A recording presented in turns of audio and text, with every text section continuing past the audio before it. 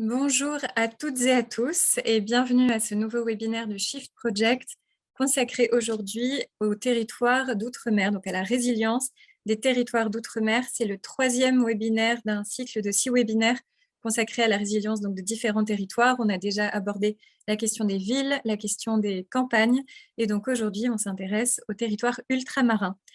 Donc, on est ravis d'être avec vous dans l'heure qui vient. Alors, pour certains et certaines d'entre vous, on est encore aux aurores tôt le matin. Pour d'autres, c'est la fin de la journée. Donc, on a en tout cas le plaisir de vous retrouver pour l'heure qui vient, à la fois sur Zoom et sur Facebook. Laurent Delquero et Corentin Rillet vont faire la présentation des travaux, donc ils sont avec nous. Et ensuite, on aura l'occasion d'échanger avec une actrice du territoire qui vient de Guadeloupe, donc Erika Ronel, qui sera avec nous un petit peu plus tard. Alors, en quelques mots, pour vous rappeler ce qu'est le Shift Project, donc nous sommes une association d'intérêt général. Nous avons été créés en 2010 par Jean-Marc Jancovici. Donc, notre mission, c'est d'œuvrer en faveur de la décarbonation de l'économie.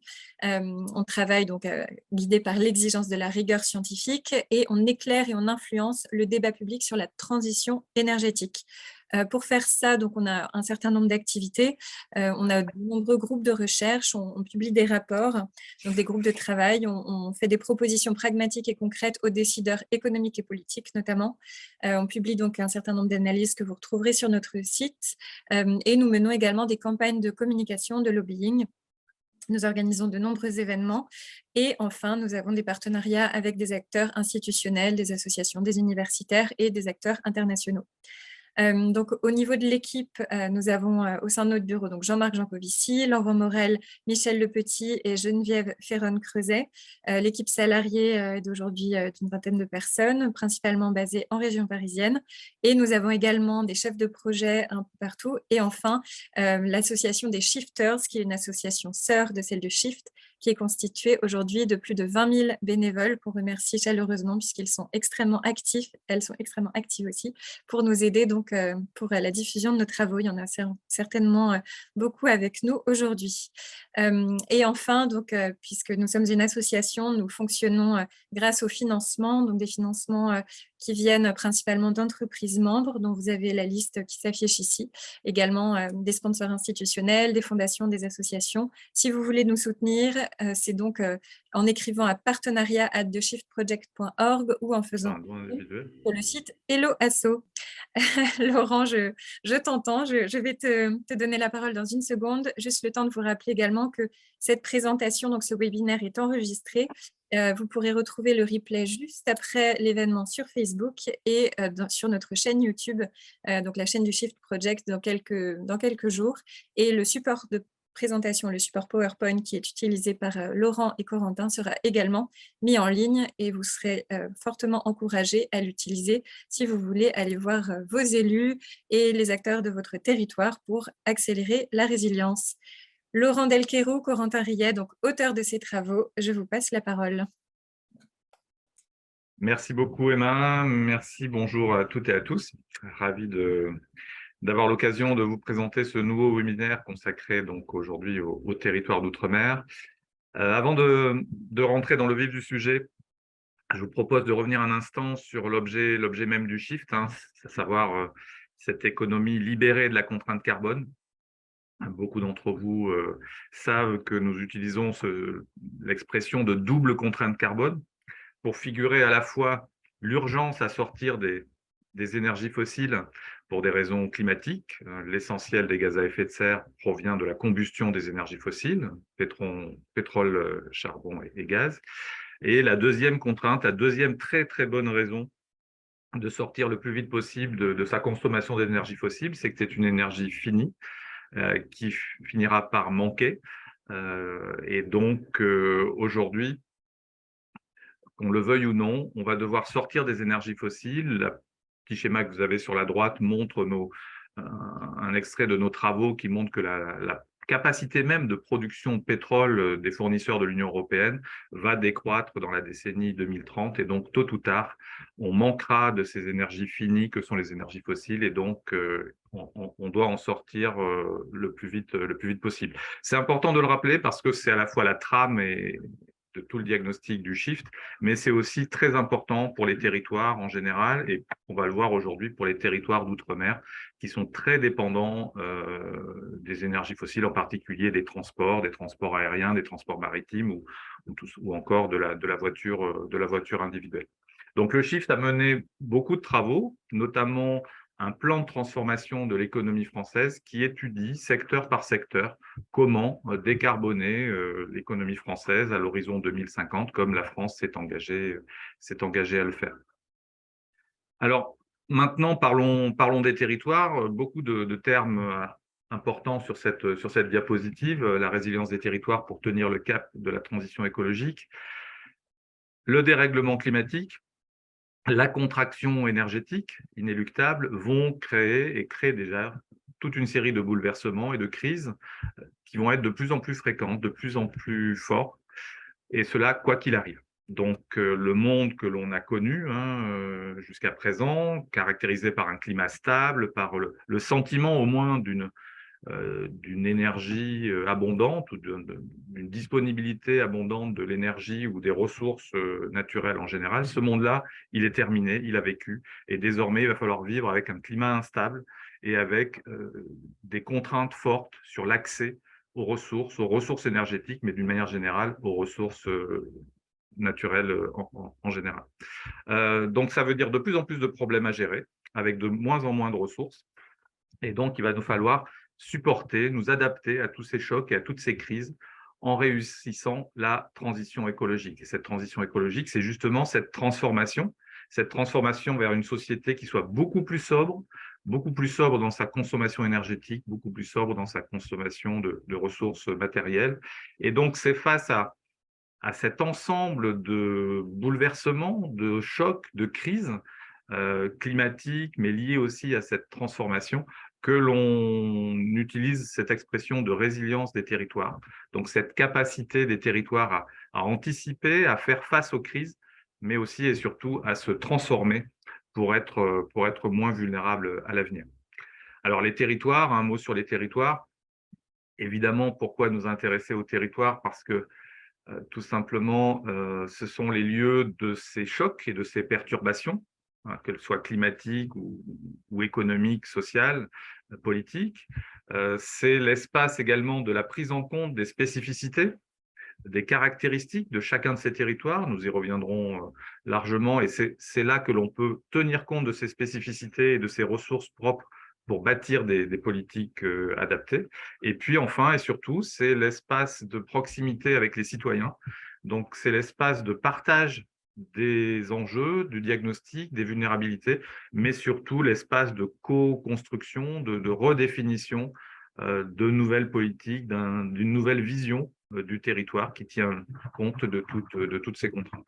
Et puis pour le Shift, c'est aussi un espace de déclinaison de nos travaux, et notamment du plan de transformation de l'économie française. Et beaucoup d'objectifs à horizon 2050 que nous utilisons dans nos présentations sont tirés de ces travaux du plan de transformation de l'économie française.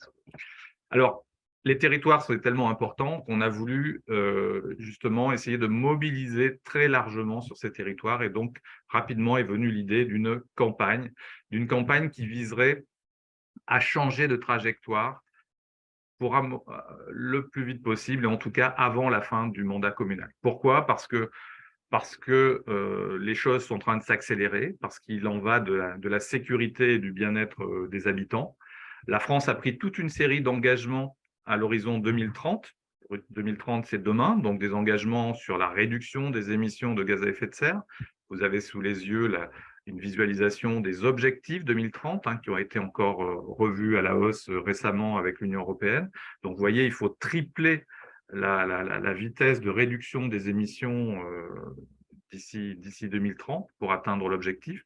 Vous savez aussi qu'il y a des objectifs de réduction de l'artificialisation des sols. On verra que les territoires d'outre-mer sont globalement des territoires plutôt plus artificialisés que d'autres territoires métropolitains. Donc, comment on fait pour, d'ici 2031, diviser par 2 la quantité de sol artificialisé comparée à la décennie précédente? Tous ces objectifs-là, sur lesquels la France est engagée, nécessiteront bien sûr des actions de la part de l'État, mais aussi et surtout de la part des territoires. Ils ne seront pas atteints sans une action résolue et radicale sur les territoires. Et c'est donc la raison principale de notre message clé et de notre campagne. Qui dit campagne dit un kit de campagne. Donc aujourd'hui, nous vous présentons l'un d'entre eux, mais sachez que vous pourrez trouver une publication complète disponible à la fois sur le site du Shift Project et auprès de notre éditeur Yves Michel. C'est un livre qui rassemble tous les messages et tous les outils à votre disposition pour interpeller les élus, pour vous adresser aux décideurs locaux. 6 cahiers posters sortiront très prochainement en fonction des 6 territoires qu'a évoqué Emma. Et les posters sont là pour être des outils d'animation, des outils de facilitation du dialogue sur les territoires. Et puis, un troisième outil, une plateforme web, Shift My Town, qui vous permettra, en rentrant votre code postal, en rentrant le nom de votre commune, d'avoir un portrait des principales vulnérabilités, notamment sur le plan énergétique de votre commune et de votre territoire. Voilà, les 6 webinaires que nous sommes en train d'élaborer, Emma a rappelé qu'aujourd'hui c'était le troisième, constituent en quelque sorte également des outils d'animation, des outils d'échange avec les décideurs locaux, avec les élus locaux notamment. Alors, on insiste, et vous l'avez compris, il y a un parti pris dans notre travail qui est d'insister sur la prise en compte des spécificités des territoires. Spécificités pour bâtir des politiques adaptées, c'est très important, mais aussi de tenir compte des sensibilités. De vos sensibilités, des sensibilités des élus, des personnes à qui vous allez vous adresser. Et il se trouve que les enjeux de résilience, on va le voir, sont tellement vastes et tellement larges, concernent absolument tous les sujets, tous les domaines du territoire, qu'il est possible de les aborder de multiples façons. Et donc, on va pouvoir choisir de l'aborder par toutes les politiques possibles. Ça peut être les politiques de mobilité, d'aménagement du territoire, de développement économique, par exemple. Donc, je vais laisser tout de suite le soin à Corentin Rier de vous présenter quelques spécificités que nous avons voulu mettre en avant autour des territoires d'outre-mer et puis l'angle que nous avons choisi pour aujourd'hui pour traiter de ces territoires. Merci Laurent. Alors donc commençons avec ces territoires d'outre-mer et dressons rapidement le portrait. Quand on s'est intéressé à ces territoires d'outre-mer, déjà de quel territoire on a parlé? Alors on s'est concentré sur les DROM, les départements et les régions d'outre-mer, ce qui regroupe donc la Guadeloupe, la Martinique, Mayotte, la Réunion et la Guyane. Donc des territoires qui regroupent à eux 4% de la population française, donc 2,2 millions d'habitants, qui vivent sur un territoire équivalent à peu près 22% de la superficie du territoire métropolitain. Alors attention, c'est un chiffre en trompe-l'œil. 93% de ce territoire, c'est de la forêt amazonienne liée à la Guyane, sur laquelle on a a priori une très faible densité de population. En réalité, ce sont des espaces qui sont plutôt plus densément peuplés que la moyenne française, en particulier sur les îles. Donc, ces territoires sont évidemment très divers en fonction de leur géographie, leur caractère insulaire ou non. Ils ont tout du moins un certain nombre de caractéristiques communes. Déjà, le fait qu'ils ne sont pas reliés au réseau électrique national. Ils doivent donc produire localement leur énergie, ce qu'ils font majoritairement à partir d'énergie fossile, à plus de 70%, et entre autres de fioul, ce qui présente une double contrainte. Déjà un risque en matière d'approvisionnement. Le réseau électrique pourrait s'effondrer si à un moment ou à un autre, il y avait une pénurie, des ruptures dans l'approvisionnement en fioul, et ce qui aussi a des impacts très conséquents en termes d'émissions de gaz à effet de serre, puisque 39% des émissions de gaz à effet de serre dans les Outre-mer sont liées aux émissions liées à l'énergie. Alors le premier poste de consommation d'énergie, ce n'est pas dans la production électrique ou d'énergie elle-même, c'est bien dans les transports que ça a lieu.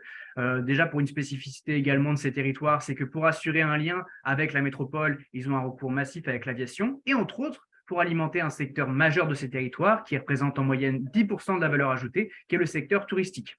Mais aussi parce que ces territoires dépendent de la voiture au quotidien, et ce de plus en plus. Aujourd'hui, ce sont 2 régions d'outre-mer qui détiennent le record régional en matière de proportion des trajets à domicile-travail qui sont réalisés en voiture. C'est la Martinique et la Guadeloupe, avec plus de 80% des trajets réalisés en voiture chaque jour par les citoyens.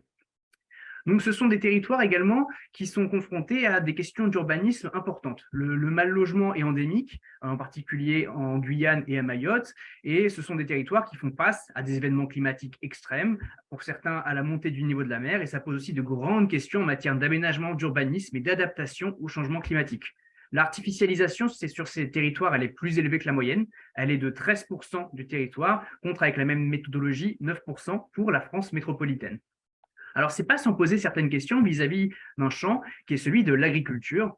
On l'a dit, il y a moins d'espace disponible par habitant qu'en métropole. À cela s'ajoute que la part du territoire des Outre-mer qui peut être consacrée à l'agriculture, sa surface agricole utile est plus faible qu'en métropole. Elle y est d'un tiers du territoire, alors que c'est la moitié du territoire français métropolitain qui est consacré à l'agriculture. Et sur ce tiers seulement qui est mobilisable pour l'agriculture, un tiers est consacré à des cultures d'exportation, qui représente une manne économique importante pour les territoires d'outre-mer, mais qui est aussi, du coup, autant de surface qui n'est pas consacrée à l'alimentation des habitants.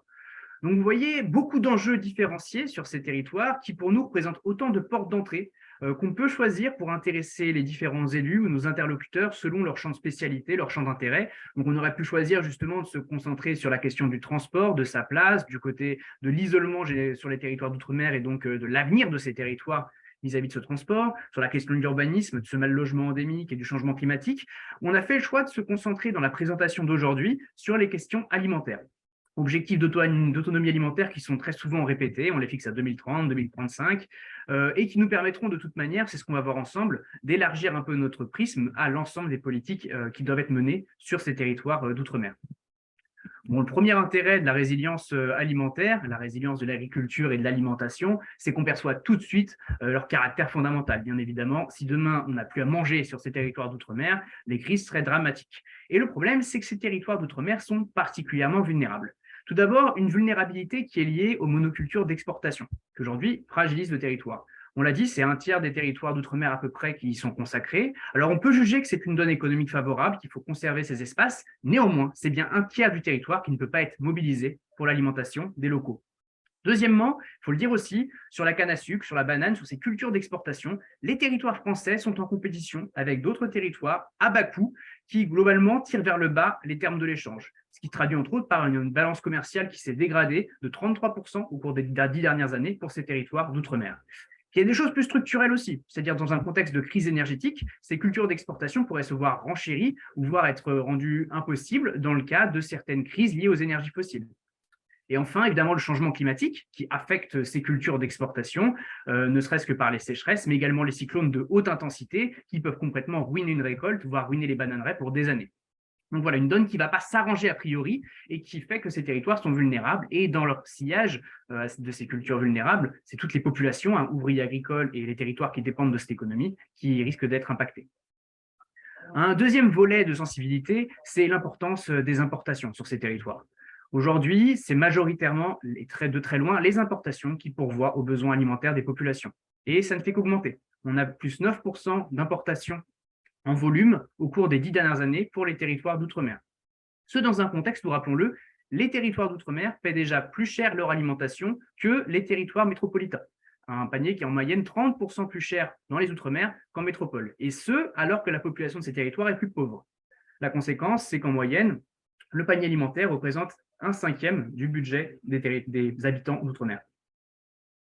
Bon, le problème aussi, c'est que du coup, ils sont exposés à la hausse des prix mondiaux. Alors, on a une hausse très subite dans le cadre de la crise énergétique qui vient de se produire et de la donne géopolitique qui s'est dégradée. Malheureusement, la donne n'est pas prête de s'arranger a priori, que ce soit sur le plan de l'énergie ou sur les différentes crises climatiques qui pourront mettre par-ci et par-là à l'échelle du globe certaines cultures en danger, avec des conséquences concrètes, de l'inflation sur ces territoires d'outre-mer déjà fragilisés, à terme une dégradation de la santé des habitants qui pourrait se détourner de certains aliments devenus trop chers, et potentiellement, dans le cadre de cette flambée des prix, sur ce sujet si fragile de l'alimentation, des émeutes de la faim. Bon, il convient aussi d'être honnête sur un point, c'est sur la question des pénuries alimentaires. S'il y a bien des territoires français aujourd'hui qui sont sensibles, ce sont les territoires d'outre-mer. Sur la plupart des grandes productions alimentaires, les territoires d'outre-mer sont en dessous des 50% de couverture locale, même sur des fruits et légumes qui sont globalement cultivables sur ces territoires d'outre-mer, et pour la viande, on a des taux qui sont inférieurs à 10%. Donc on a vraiment une grosse exposition de ces territoires au risque d'approvisionnement. Et malheureusement, En raison du changement climatique, la capacité des territoires d'outre-mer à subvenir aux besoins de leurs habitants va plutôt se dégrader, que ce soit en raison des sécheresses plus fréquentes ou autres événements climatiques extrêmes qui vont impacter la productivité des cultures, ou encore parce que, si on prend l'exemple de l'activité de pêche, elle risque d'être fortement, elle aussi, impactée par le changement climatique. Quand on sait que si on touche les 2 degrés de réchauffement climatique, c'est 99% des récifs coralliens qui vont disparaître, ça pourrait être dramatique pour la pêche vivrière locale, qui nourrit quand même une part substantielle de la population. Donc la mauvaise direction. Et rappelons-le, dans tous les cas, avec des régimes actuels, des régimes occidentaux, le régime d'un Français moyen, ces territoires d'outre-mer ne pourront de toute manière jamais subvenir aux besoins actuels de leur population. L'autonomie alimentaire là-dessus, c'est un mirage. Il faudrait une surface 5 fois supérieure à la SAU totale des territoires d'outre-mer pour nourrir leur population avec le régime d'un Français moyen. Donc, de toute manière, ces territoires vont rester dépendants d'importations et donc vont rester exposés à ce risque de pénurie. La question qui va donc être nécessaire de se poser, c'est comment est-ce qu'on réduit ce risque? Si on n'a pas l'autonomie alimentaire, comment on améliore tout du moins sa résilience alimentaire? Alors justement, bon, après toutes ces menaces, nous ont bien plombé le moral, comment justement peut-on transformer la politique agricole et la politique alimentaire des territoires d'outre-mer pour faire face à ces enjeux de résilience, pour améliorer cette résilience alimentaire? Alors, nous avons, là je vais vous présenter trois axes. D'une manière générale, dans nos publications, nous mettons en avant de façon non exhaustive un certain nombre d'axes de transformation que nous illustrons avec des leviers d'action et des exemples locaux pour tout simplement ne pas nous contenter ou insister seulement sur les menaces bien réelles qui pèsent sur les territoires, mais aussi montrer qu'aujourd'hui, maintenant, il est possible d'agir face à ces menaces pour transformer ces politiques. Et donc, comment on fait dans ce contexte pour améliorer la résilience alimentaire des territoires d'outre-mer? Le premier axe que nous avons choisi, il est relatif à la menace qu'a rappelé Corentin, à savoir que si on garde le régime alimentaire standard d'un Français moyen, il faudrait 5 fois la surface agricole des territoires d'outre-mer pour être autonome alimentairement, donc ce qui est évidemment complètement impossible. Mais une façon d'améliorer l'autonomie alimentaire des territoires, c'est de faire évoluer, c'est de changer d'alimentation, et notamment d'avoir une alimentation moins carnée, plus végétale. En effet, l'essentiel de la surface agricole dont on a besoin par personne pour se nourrir est consacré à la production de viande, que ce soit à travers les pâturages ou à travers les cultures dédiées. Donc, faire évoluer cette alimentation,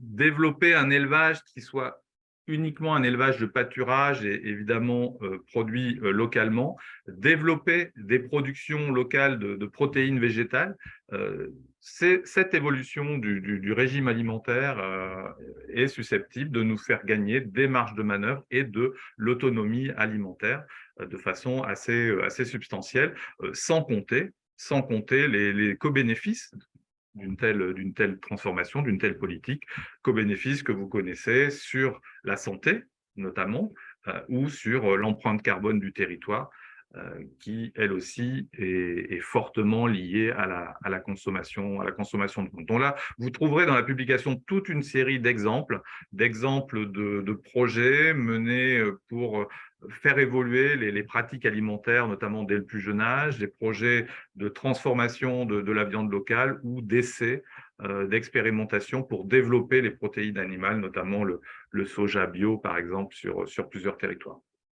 Deuxième axe susceptible d'aider à améliorer la résilience alimentaire et l'autonomie alimentaire, on l'a évoqué, dans un contexte où la surface agricole est très limitée, où un tiers de cette surface agricole est consacrée à des cultures d'exportation, eh bien, on va chercher à réorienter cette agriculture locale vers le marché local, vers la consommation locale. Donc, attention tout de même, on ne va pas pouvoir étendre énormément la surface agricole. On a déjà évoqué le fait qu'elle était limitée par l'artificialisation, limitée par les espaces naturels qu'il ne faut surtout pas dégrader. compte tenu de leur importance. Je rappelle que 80% de la biodiversité de la France se situe sur les territoires d'outre-mer. Pour autant, il y a quand même des friches qu'on va pouvoir reconquérir et aussi, et peut-être surtout, on va pouvoir reconvertir une partie des cultures d'exportation vers des productions alimentaires destinées aux marchés locaux.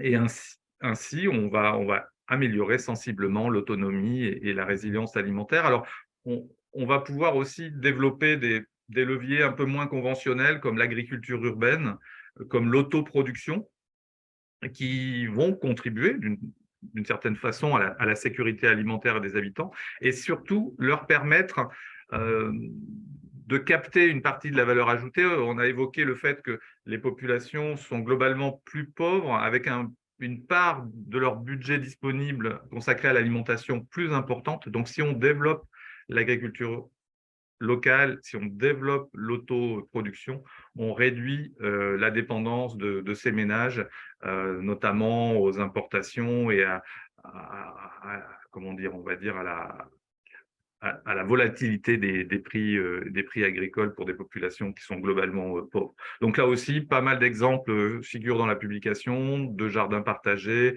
d'ateliers de transformation ou de valorisation des friches. Les friches, ça paraît anecdotique, mais par exemple, des travaux ont été menés en Guadeloupe qui estiment à 700 hectares le potentiel de friches récupérables pour la production agricole.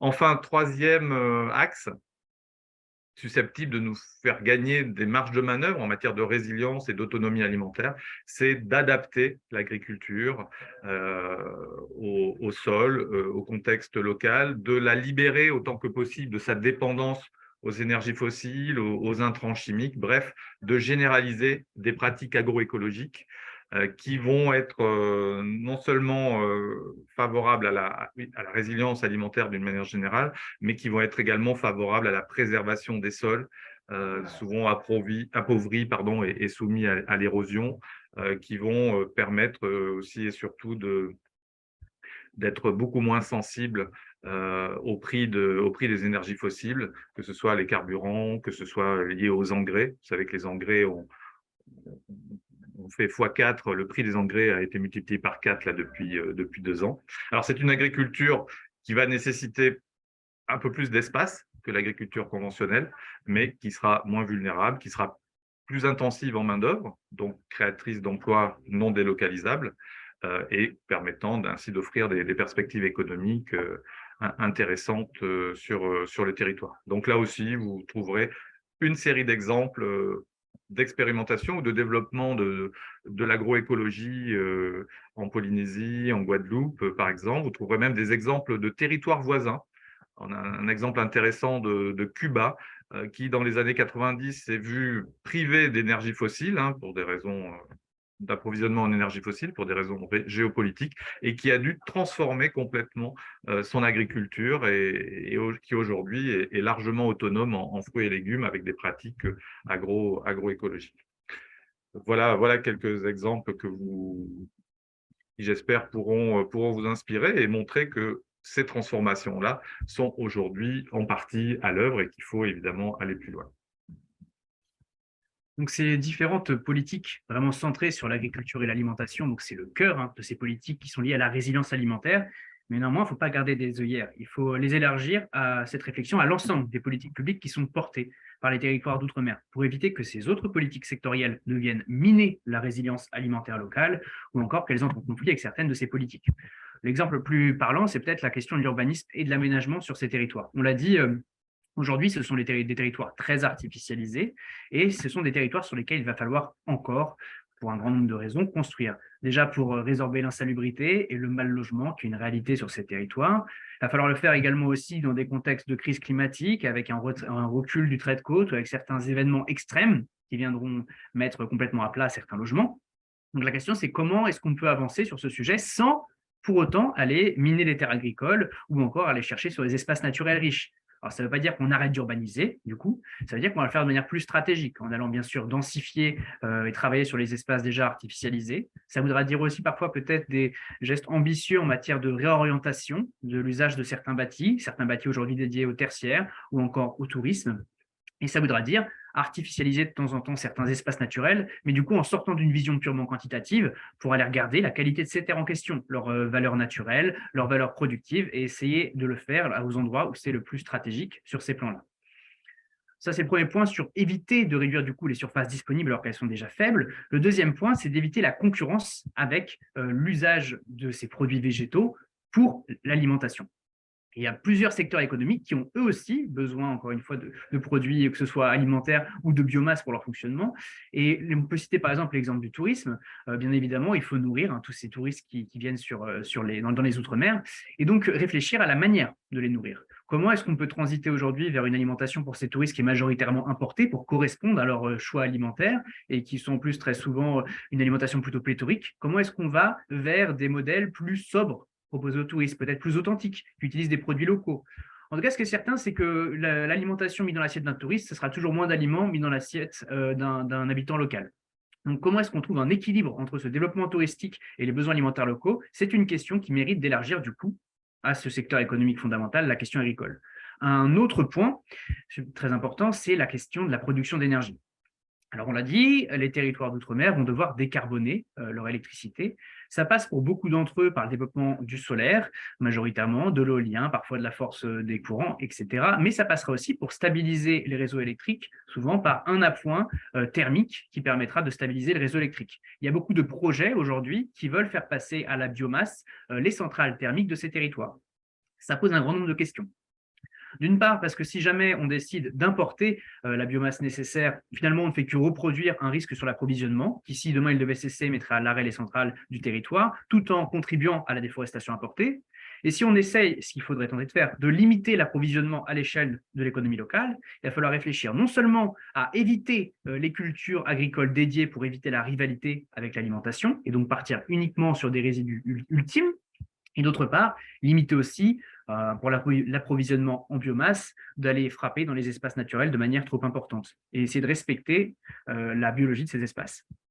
Donc voilà, comment deux secteurs économiques finalement très connexes, mais on aurait beaucoup d'autres, on a juste pris ces deux exemples-là, vont eux aussi finalement tirer sur la capacité productive de ces territoires et nécessitent d'avoir une vision qui s'élargit au-delà de l'alimentation et de l'agriculture pour penser la priorité de l'utilisation des sols et des produits alimentaires.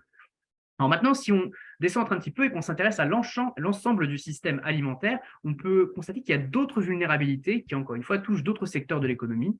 L'un d'entre eux, c'est la fin de vie de ces déchets, de nos biodéchets, tout ce qu'on génère à partir de notre alimentation. Sur les territoires d'outre-mer, c'est une véritable problématique, une petite bombe climatique déjà, parce que les émissions de méthane qui sont aujourd'hui émises par les centres d'enfouissement de déchets ont triplé en 30 ans sur ces territoires, représentant aujourd'hui 8% des émissions de gaz à effet de serre des territoires d'outre-mer, alors qu'ils ne représentent que 3% en métropole, donc une bombe climatique, et aussi évidemment autant de sols pollués par les sites d'enfouissement qui ne pourront pas être utilisés pour d'autres usages. Et ce, alors que tous ces biodéchets sont un gisement local potentiellement important pour les territoires, puisque ces biodéchets pourraient être utilisés dans le cadre de l'agroécologie pour amender les sols, ou encore être utilisés pour produire du biogaz et contribuer ainsi à l'autonomie énergétique des territoires d'outre-mer. Si on élargit à un autre point, c'est très bien d'autoproduire localement, encore faut-il que les citoyens aient un moyen d'accéder à cette nourriture. Et là, on va comprendre que des politiques qui peuvent paraître éloignées de l'alimentation, mais qui sont les politiques liées à la mobilité bas carbone, aux mobilités actives ou à la voiture électrique, contribuent à la résilience alimentaire, en ce sens qu'elles permettent aux citoyens de se rendre dans leur commerce, d'aller chercher de la nourriture sans dépendre du carburant, du pétrole, en évitant ainsi les surcoûts associés et ultimement, dans un cas de pénurie, de pouvoir s'approvisionner sans dépendre des carburants. Si on devait citer enfin une dernière politique associée aux enjeux de mobilité, ce serait l'adaptation des ports au changement climatique et à la chute, à la contrainte carbone, donc la fin des énergies fossiles. On l'a dit, ces territoires ne seront pas autosuffisants sur le plan alimentaire. Ils vont dépendre d'un grand nombre d'approvisionnements dans les années à venir. Il va donc falloir garantir la pérennité des structures et infrastructures qui permettent ces approvisionnements. Dans un contexte de changement climatique, avec érosion, recul du trait de côte, cyclone, comment est-ce qu'on adapte nos ports? C'est une question qui est profondément liée à la résilience alimentaire. Ça voudra dire parfois des relocalisations, des fois des surélèvements, en tout cas des processus qui permettront de continuer à s'approvisionner en dépit d'événements climatiques extrêmes. Sur le plan du carbone, ça voudra dire aussi être capable de faire fonctionner l'écosystème portuaire en utilisant non plus du fuel ou de l'électricité carbonée, mais des énergies bas carbone.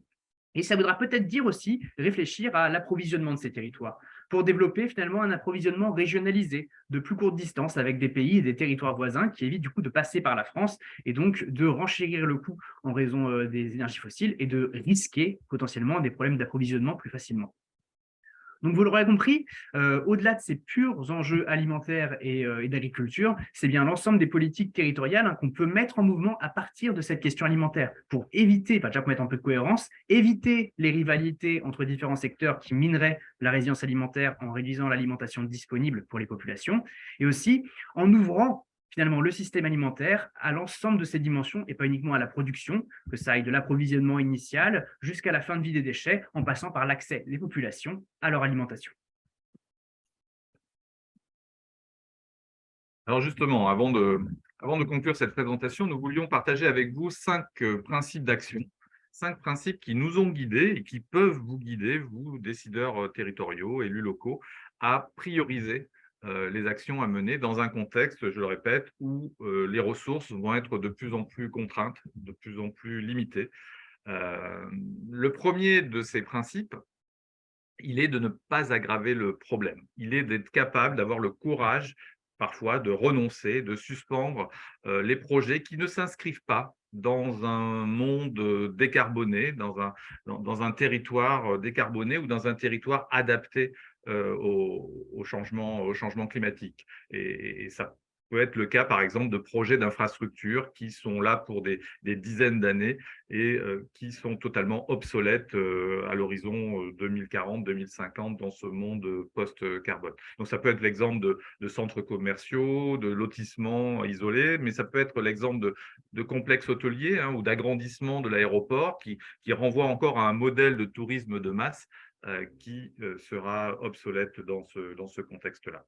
Le deuxième principe d'action, c'est de commencer par ce qui va prendre le plus de temps. C'est de prendre en compte l'inertie nécessaire à la transformation. Alors, cette inertie, elle est fonction des éléments à transformer, elle est fonction des ressources dont on dispose, mais on sait bien que les changements de comportement présentent beaucoup d'inertie et ça peut être par exemple le cas des changements de pratiques alimentaires dont nous avons parlé ou encore de reconstitution de mangroves qui prennent beaucoup de temps. Et donc là, il faut être capable très rapidement de commencer, de proposer des alternatives, par exemple pour des changements de comportement, avant d'espérer une généralisation. Troisième principe important, maximiser l'efficacité et les co-bénéfices. Ça paraît de bon sens. Dans ce contexte-là, ne pas disperser ses moyens, prioriser les actions qui ont le plus de co-bénéfices sur les écosystèmes, sur les populations. On peut prendre l'exemple de la mobilité active, du développement, par exemple, des transports en vélo, pistes cyclables. Mettre moins de temps dans les embouteillages, ça va avoir des co-bénéfices sur l'économie, sur le budget des ménages, sur la santé, sur l'environnement, par exemple. Quatrième principe important, c'est de privilégier les liens de coopération et de contribution à des objectifs partagés. Qu'est-ce que nous voulons dire par là? Nous voulons dire d'abord que tous les territoires sont et resteront interdépendants. Donc, il s'agit de transformer ces interdépendances en coopération. Donc, ça peut être le cas entre des territoires urbains et des territoires ruraux qui vont coopérer sur l'alimentation, par exemple, ou sur l'eau potable, mais ça peut être aussi une contribution à des objectifs nationaux. Et l'exemple auquel on pense dans les Outre-mer, c'est par exemple les objectifs de la France en matière de biodiversité. Ces objectifs, évidemment, ils impliquent une action d'abord et avant tout sur les territoires d'outre-mer, puisque la biodiversité, c'est 80% sur des territoires d'outre-mer. Enfin, cinquième et dernier principe d'action que nous mettons en avant, c'est de prendre appui sur les crises, c'est-à-dire de prendre le temps de planifier des transformations ambitieuses qui pourront se mettre en œuvre au moment des crises. voilà, ne pas attendre la crise, parce qu'au moment de la crise, c'est trop tard si on n'a pas anticipé, si on n'a pas planifié. Ça peut être le cas, par exemple, de projets de réhabilitation, de relocalisation de l'habitat indigne ou de l'habitat informel dans des zones plus sûres, plus adaptées au changement climatique. Ça peut être difficile à accepter socialement ou à trouver les moyens économiques. Au moment où la crise est là, au moment où la tempête est là, malheureusement, c'est à ce moment-là que peut-être le regard peut changer et que encore faut-il que le projet existe, qu'il ait été préparé et pour le mettre en œuvre. Voilà, on arrive au terme de cette présentation.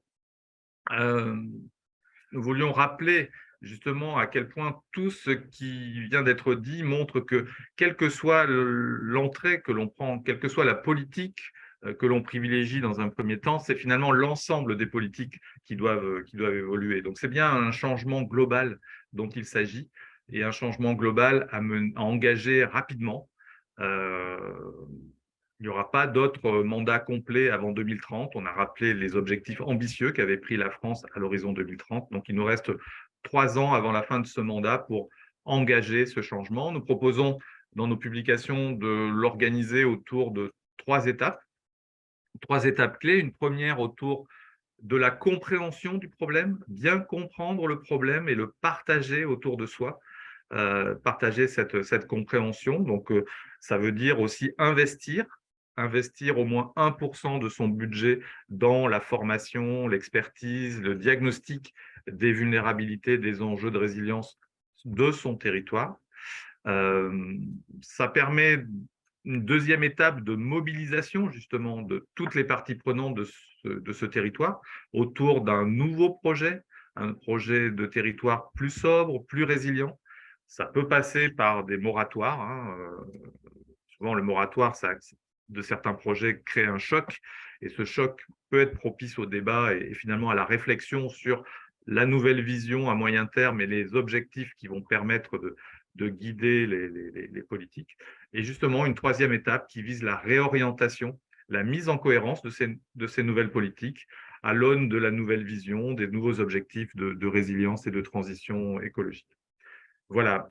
Pour terminer, un clin d'œil, et avant de donner la parole à Emma et à Erika, notre invitée, notre grand témoin, un clin d'œil aux élus et aux décideurs locaux qui nous écoutent, à la fois pour, bien sûr, insister sur les défis qu'ils ont à relever et l'effort qui est nécessaire pour réussir cette transition énergétique, cette transition écologique, mais aussi pour souligner à quel point, dans le moment d'inquiétude et de perte de repères des citoyens que nous vivons aujourd'hui, les élus locaux, les décideurs locaux ont la capacité d'embarquer collectivement leurs concitoyens dans un nouveau projet politique de territoire qui soit sobre ou qui soit résilient, mais qui soit aussi enthousiasmant et qui peut faire des élus justement les héros de cette aventure. Et vous trouverez dans la publication 7 grandes qualités qui nous paraissent nécessaires, 7 postures pour justement être à la hauteur des enjeux quand on est un décideur local. Voilà, je vous remercie, puis je vous donne tout de suite, je redonne la parole à Emma et à Erika Rodnell pour des réactions et une contribution. Merci beaucoup Laurent Delquerou et Corentin Riet pour votre présentation. Et donc je le rappelle, ce cahier est disponible au téléchargement sur le site du Shift Project. Bienvenue Erika Rodnell, donc vous nous faites le plaisir d'être avec nous aujourd'hui pour témoigner. Vous êtes donc directrice de coordination de la transition écologique et du développement durable de la ville de Baie-Mahault. Alors je vois que vous êtes connectée, mais si, c'est bon. Vous nous entendez bien? Oui, je vous entends bien. Super. Merci, bonjour à tous. Alors, je suis censée être rejointe par un collègue. D'accord. Qui a également quelques observations. Alors, merci déjà de nous donner la parole. Une commune, hein, c'est souvent les intercos ou les plus grandes institutions qui sont interrogées. Donc, merci pour ça, de nous avoir identifiés comme les chevilles ouvrières un petit peu du changement, puisque vous avez bien indiqué dans votre document que En tout cas, vous parlez d'un objectif de changement de trajectoire avant la fin des mandats locaux. Ça veut dire avant 2026, ça veut dire qu'on a 4 ans aujourd'hui pour changer de trajectoire. Et c'est bien de cela qu'ont conscience les élus de BMAO. Alors déjà, pour ceux qui nous entendent, BMAO, c'est une toute petite commune à l'échelle de l'outre-mer. Bon, bien sûr, c'est vrai qu'on a des problématiques qui sont quasiment les mêmes, sensiblement les mêmes, même si on n'est pas toujours dans les mêmes océans. Mais en tout cas, juste pour nous situer, BMAO est une commune de 32 000 habitants qui est située au centre, au cœur de l'île, on va dire. Et elle fait partie de la communauté d'agglomération Cap Excellence qui fait 102 000 habitants. Donc, c'est une commune, pour vous brosser un peu l'identité de BMAO, c'est une commune qui est passée d'une bourgade rurale à un pôle économique majeur, la troisième zone économique de France. Et depuis les années 90, on a une dynamique économique et urbaine qui est assez forte, ce qui a catalysé la mutation du territoire en termes de paysage, de mode d'habiter et de circuler. Donc, c'est vrai qu'on a une forte attractivité résidentielle. Et c'est vrai que tout cela s'est traduit par une croissance démographique qui est assez importante et qui a été la plus rapide de Guadeloupe depuis les années 80. Donc, aujourd'hui, on est clairement face à un territoire qui est vivant, mais qui est aussi vivant que vulnérable face au changement global. Et c'est un territoire, donc… Ouais. Oui. Est-ce que vous diriez justement que les élus de BMAO ont saisi aujourd'hui l'importance de cette question de la résilience? Vous m'entendez? Oui, et qu'est-ce qui a pu être un facteur déclencheur? Oui, vous m'entendez? Vous m'entendez? Oui. Tiens, comme ça. Allez-y. Oui, excusez-moi, j'ai eu un problème technique. Vous pouvez reprendre votre question. Est-ce que nous pensons que les élus… Je vous demandais où en était, aujourd'hui les élus, est-ce que vous pensez que cette question de la résilience a été prise avec, justement, a été suffisamment… Avec sérieux? Voilà, avec sérieux, avec ambition aussi. Est-ce que le niveau de réponse est à la hauteur, et surtout, quels ont été les éléments déclencheurs qui ont permis aux élus de s'emparer de cette question-là? Alors, sur le niveau de prise de conscience des élus, on peut dire aujourd'hui qu'il y a quand même quelque chose qui caractérise le fait que les élus aient pris conscience des enjeux. C'est déjà le programme politique de 2020 qui est quand même empreint d'une dynamique en matière de développement durable, de transition écologique, etc. Et dans la même logique, dans la même lignée, l'administration, en tout cas le maire a demandé à l'administration de se mettre au diapason et de se transformer pour prendre en compte ces différents enjeux. Et c'est pour ça qu'on a eu un nouvel organigramme en avril 2021 qui a intégré un département des transitions qui regroupe notamment la direction que je gère, que je pilote, mais il y a aussi la direction de la transition numérique, de la transition managériale, de la transition partenariale. Donc, on a aujourd'hui des élus, une équipe municipale et une équipe administrative qui a pris vraiment à bras-le-corps ces problématiques, en tout cas en termes de gouvernance, qui est quand même l'un des piliers majeurs du développement durable. Il faut qu'on commence par ça. Il faut qu'on ait vraiment une stratégie politique forte. Et ça, cette partie-là, en tout cas cette phase-là, elle est, à notre avis, acquise. Donc aujourd'hui, il faut aller plus loin à travers des projets forts, des projets signifiants.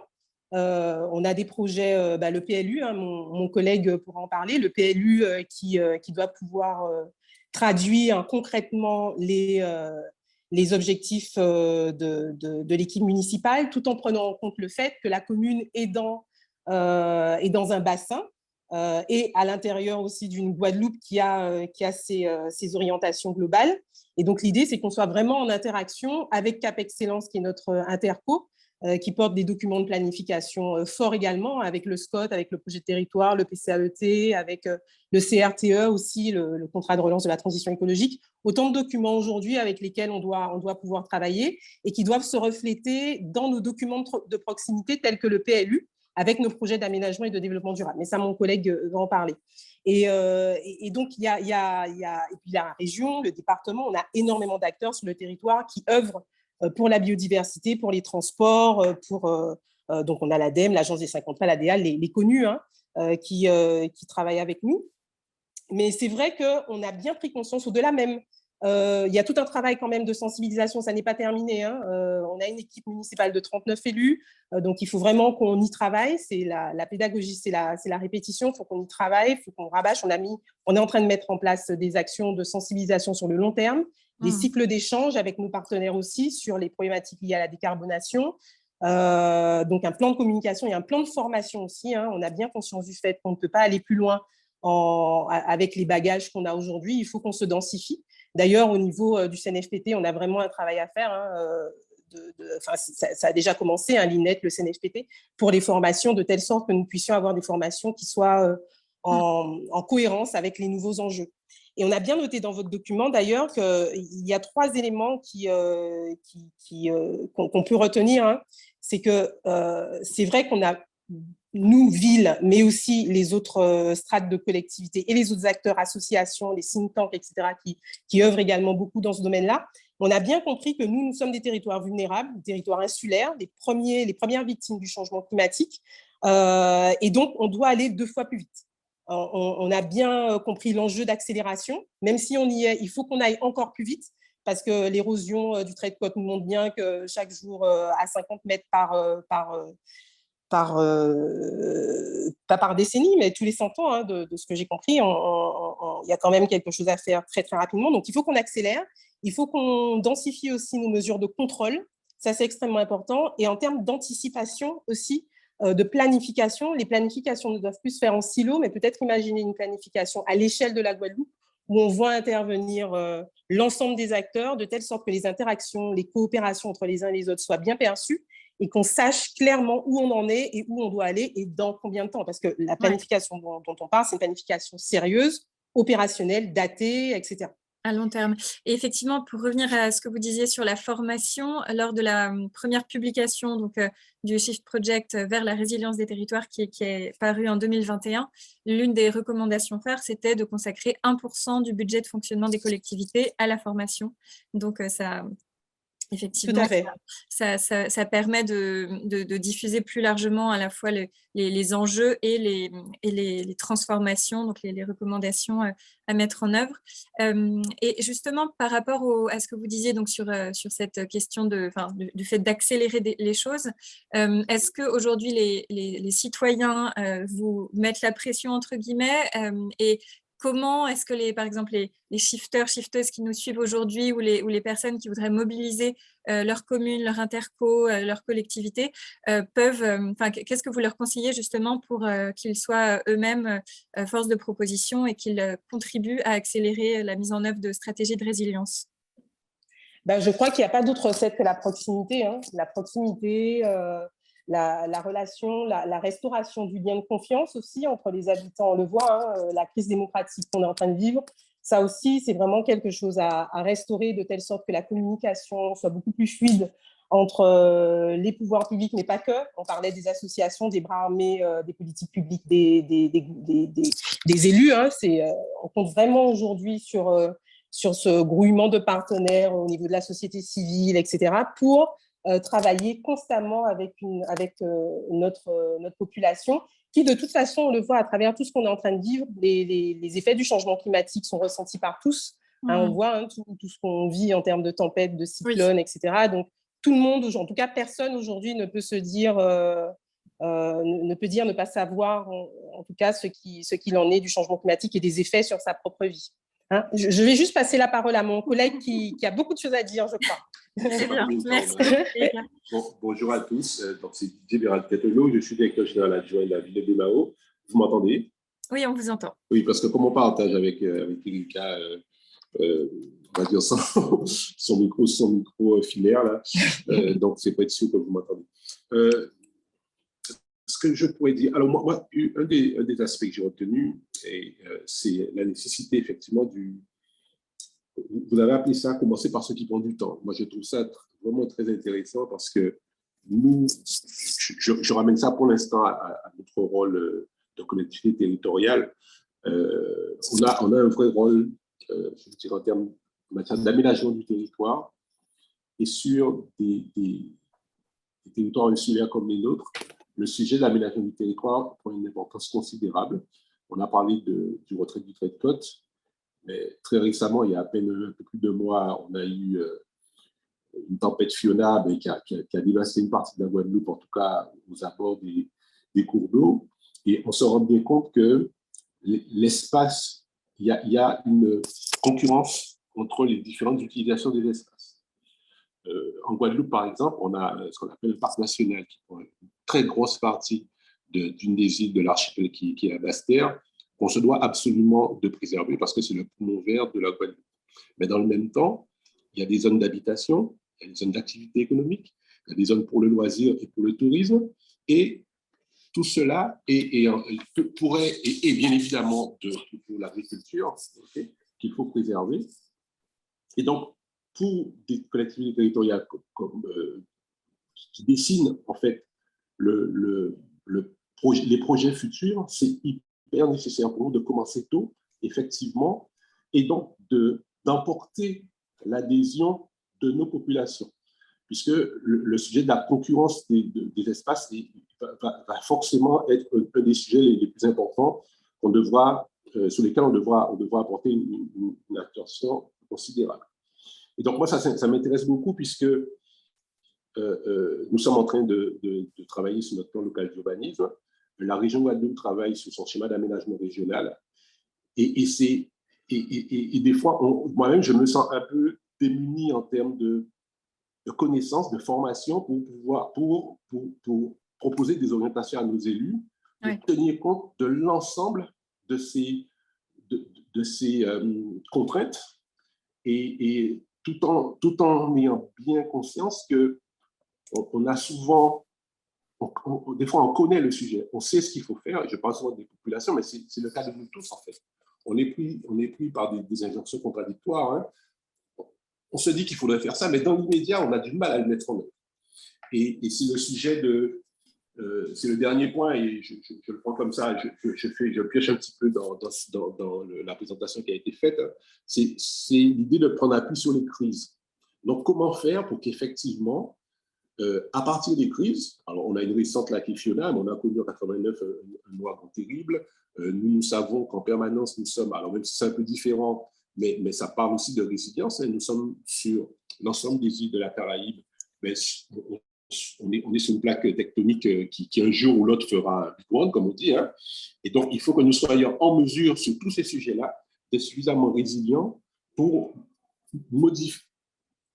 anticiper l'aménagement de notre territoire et effectivement le rendre plus résilient à tous les risques auxquels nous sommes confrontés.